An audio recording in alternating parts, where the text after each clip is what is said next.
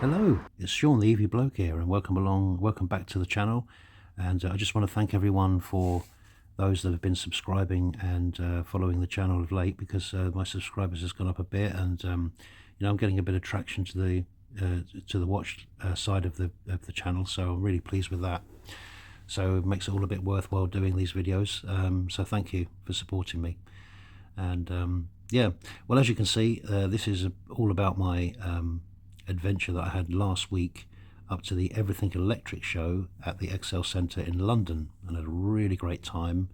And yeah, it was just a great day out. And so I'm going to so what I decided to do was document a sort of video type, a sort of diary type video of the day, rather than the walk rounds. If you want to hear the walk round stuff, maybe at the end of the series I can do that. This is only part one. There's probably going to be 2 or 3 parts, because there was a lot of cars there and there's a lot of information to get through. So that was the way that sort of went, really. But anyway, so I took a coach up to London, which is about a 3-hour drive from me. It's me grabbing a coffee when I got to London. I really needed that. So I set off about 6:30 in the morning, and then took the Elizabethan line through Victoria all the way over to the Excel Centre, which is quite a few stops on the Underground, and got there, and yeah, just had a thoroughly great day. Very, very busy, and I think from a journalistic point of view, you get the opportunity to go in early and see the cars early and all that, but I just went along as an everyday paying customer, and that I was happy with that. And but one of the downsides to that is videoing everything and getting to see everything is a little bit more difficult because of the volume of people. So what you see in front of you now is the Cyberster, MG Cyberster, which was one of the big hits of the show. Everybody just flocked to it. There was big queues to sort of get in and just even sit in it and see it and all that kind of thing. Really, really popular car. And it's actually coming out this summer. So, and I think you can actually test drive them now. So, I mean, if you're interested in a Cyberster, I'd get along and have a feel for one. I don't know the exact dates. It just says summer 24 they're coming out. So I'm assuming they're going to be very soon, if not already, doing test drives of them and stuff, or orders for them, all that kind of thing. But the interesting feature is there, as you can see, them scissor doors. And the scissor doors were just a real feature of the car, I have to say. We think of the doors on the Tesla Model X, but these are quite something. They go so vertical, and it's quite a showstopper, really. It's quite something to see. There's an interior view of there's 4 screens on the interior of the car, one on the passenger side, and you've got a heads-up display. You've got the binnacle in front of you, plus the driver's screen, plus the the entertainment screen. I mean, yeah, single speed transition. It's rear-wheel drive. There's a range of 323 miles and does a 0 to 60 in 4.6 seconds, so pretty quick. And yeah, well, you'd expect it to be quick, really, wouldn't you? But it's available in about 5 or 6 different colours, but you can bespoke them up, as what I got told by somebody there. So you can have your own little bits and pieces in there if you want. But yeah, and MG actually hired Marco Finello from Ferrari to tune the car. So what he did was he kind of gave it, because it's a sort of 2-ton car, really, obviously with all the batteries in it, but he actually enabled to make the chassis very sporty, but yet you didn't actually feel the weight. So that's the thing, the feedback I had when I was there.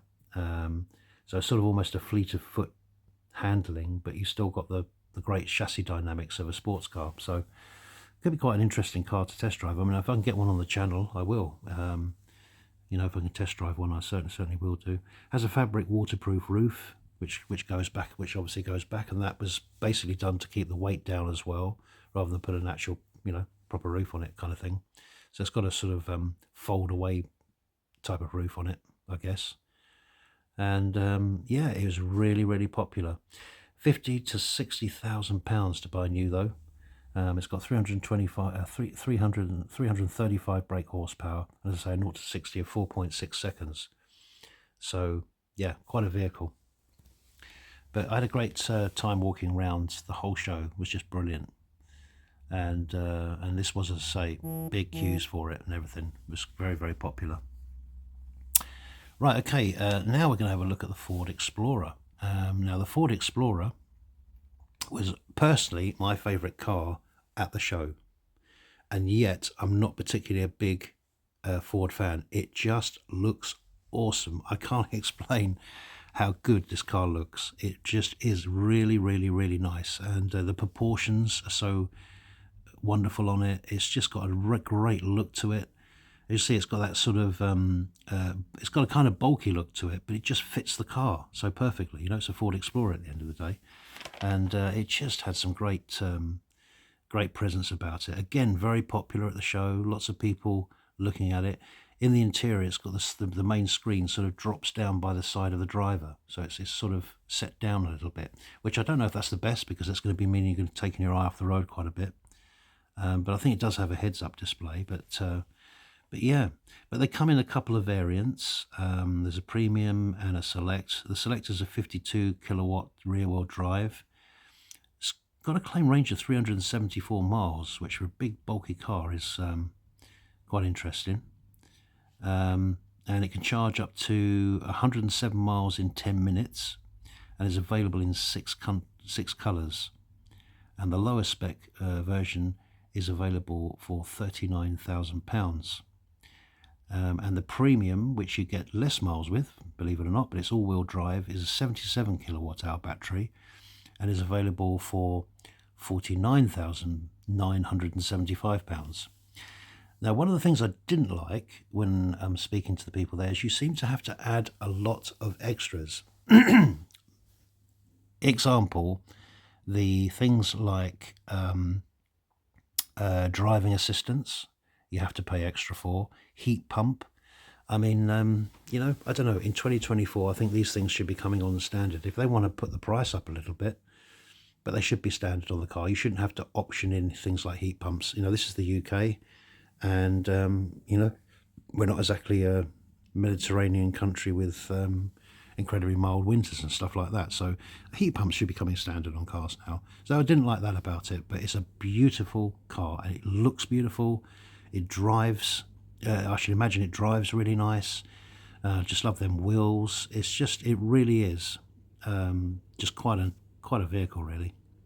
And just had a great time with it as well. You know, just looking in there, the boot size is not bad either, and the rear seating as well is pretty good. But as you can see, you know, you have to option a lot of things up on it. That's the only thing I would give a warning to.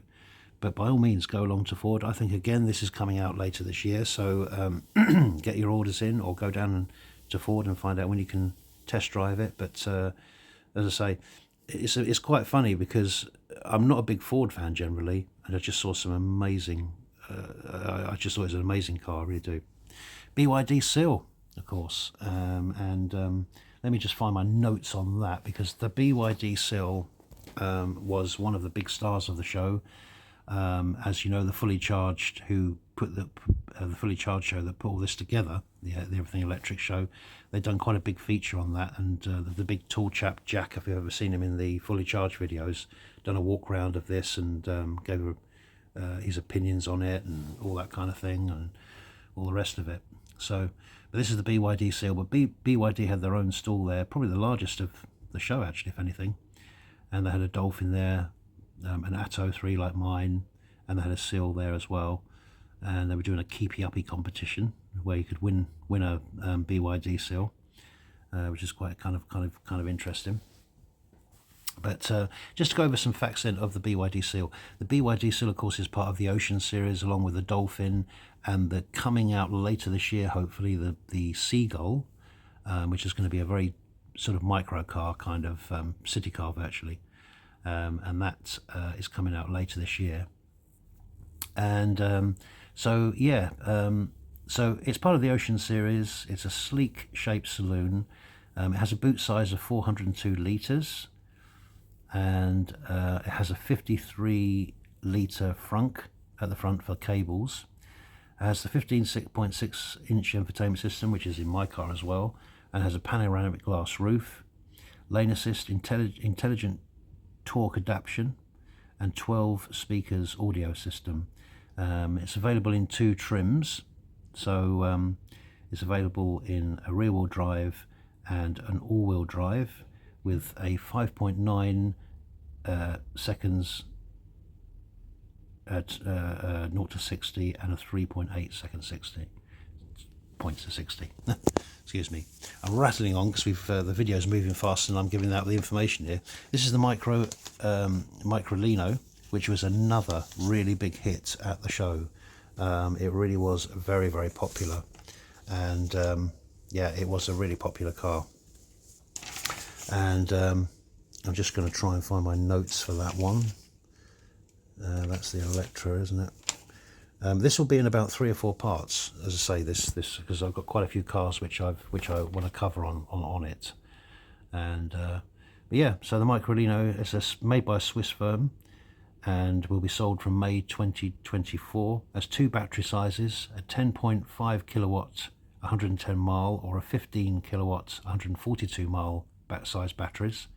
It's basically a quadricycle. You just plug it in at home, so it's just got a 3-pin plug, and that's basically how it works there. So and here's a little bit of I didn't get too much specs on this, but this is the Hyundai N, which of course has just recently won Car of the Year for Hyundai. So it's their all-electric sport version of the Ioniq 5 basically, and yeah, it was another big hit. It looks really nice in this blue, I have to say. And it was, yeah, just a really, really great car. And had a look around it. Interior wise, it doesn't look too dissimilar. You've obviously got the red accents, sport accents, and that kind of thing on it. But it didn't actually look a lot different to an Ioniq 5, I guess, really. Just obviously at the front there, you've got that red spoiler beam going across the bottom there. And but you've got the same kind of pixelated lights and everything. But they've done something clever with this, where they've really worked hard on creating a generated sound, but built it in through the chassis and the motor to give it a real-time effect of you know, as if it was changing gear and all that kind of thing. So a lot of fun elements to this car. And I just recently saw a couple of videos in Australia, because it's been out in Australia I think already, and there were some really great examples of this car over there, so that was really good. But it was just a really, really great show, and I thoroughly had a great time. I would probably look to trying to go out as a media next year if I could, so I can get more opportunities to get into the vehicles. I got into some, but I mean, most of them you're just waiting in big queues if you want to get inside them, really. So but yeah, but no, this was another interesting car there.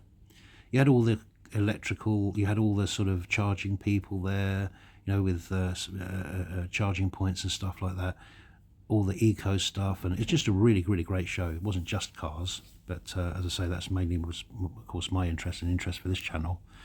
Now, the smart car, I had a chat with a couple of people, and these smart cars that are coming out, that are out now actually this year, these are going to be big hits, I believe. This is the Smart 3. There's also this the Smart hashtag 3, as they call it. Silly name, but basically they are made in China, of course, but they also have Mercedes are also involved with them, and so there's a lot of Mercedes elements to the car as well, which is quite interesting. So yeah, but they really are really quite nice. And as you can see here, here's like the launch, here's the test drive area.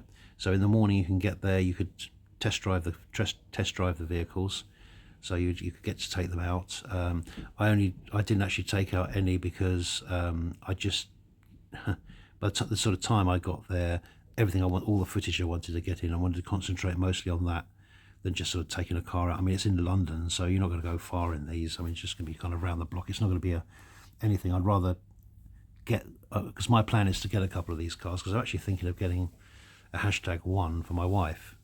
So so I really want to have a look at them, but they're just really, really well built. They've got some great specs and they charge fast. Their software's really good on them. So I'm hearing really good things. And I had a chat with Jack at Fully Charged, that does a lot of reviews, and he really highly rates these smart cars. Once you get over the size, because obviously you think of a smart car as a really small car, but once you get over the size factor and start kind of like looking at the actual once you get over the fact that they are larger cars now, it makes it a lot easier to actually sort of understand more about it, I guess, really. But yeah, so but there's more to come in this series. My email is there. If you have a car you'd like me to review, an electric car that is, and you're happy for me to have a go with it, then please do drop me an email. That'd be really, really great. So I look forward to seeing you, to speaking to you in parts 2, and then probably 3 parts of this. So hope this has come over all right. But yeah, so catch you in the next one. And thanks for. Please do like and subscribe, and follow the channel. It'd be really, really fantastic. Speak to you soon.